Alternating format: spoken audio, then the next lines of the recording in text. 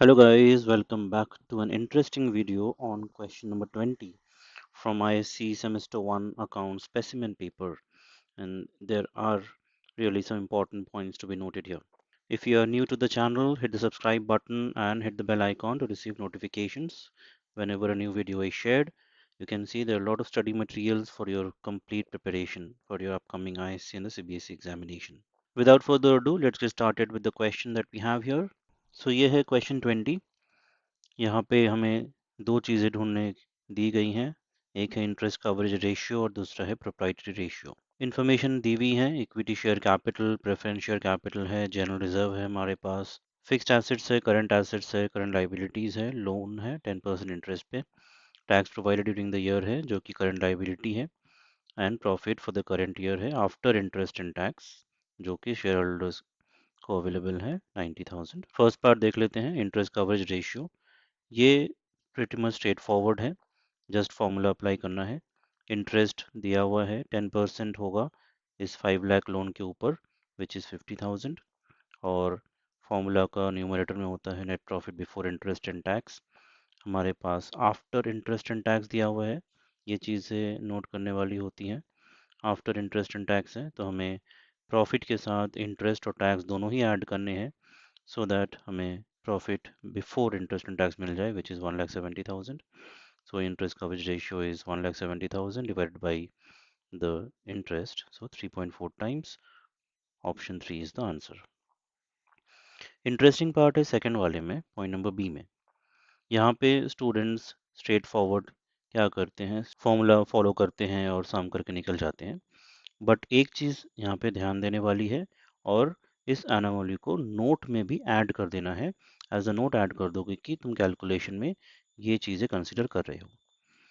Now proprietary ratio का formula है straight away हमारे पास shareholders equity by total assets. Total assets मतलब होता है non current asset plus current assets. Question में हमें फिक्स्ड एसेट्स दिया हुआ है और करंट एसेट्स दिया हुआ है, और एसेट्स के बारे में कोई जानकारी नहीं दी हुई है।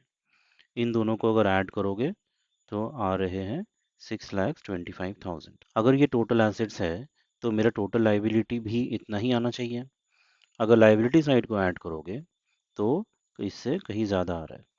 देख लेते हैं यहाँ पर। देखो यहाँ पर टोटल एसेट्स है 6,25,000 और टोटल लाइबिलिटीज़ को ऐड करोगे 2 लाख है हमारे इक्विटी शेयर कैपिटल, 60,000 है प्रेफरेंस शेयर कैपिटल, 1,20,000 है जनरल रिजर्व, 40,000 है करंट लाइबिलिटीज़, लोन है 5 लाख का, और ये प्रोविजन फॉर टैक्स जो है इसको करंट लाइबिलिटी का पार्ट ही मान लिया गया है क्योंकि ये करंट लाइबिलिटी में इंक्लूडेड रहता है।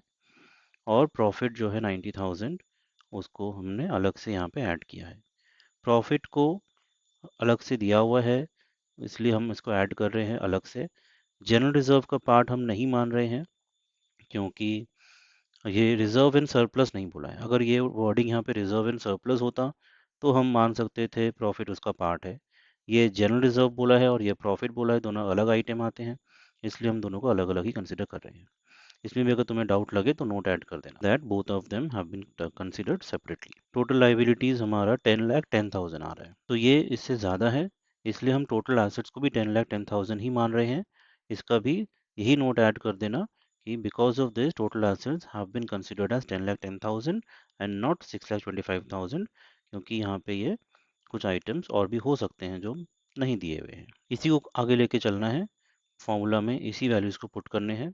शेयर होल्डर्स इक्विटी में आ गया मेरा 2 लाख जो इक्विटी शेयर कैपिटल है, 60,000 जो कि प्रेफरेंस शेयर कैपिटल है, 1,20,000 जो जनरल रिजर्व है, और 90,000 जो मेरा प्रॉफिट है, divided by 10,10,000, so that comes to 0.47:1, which is option 1 is the answer.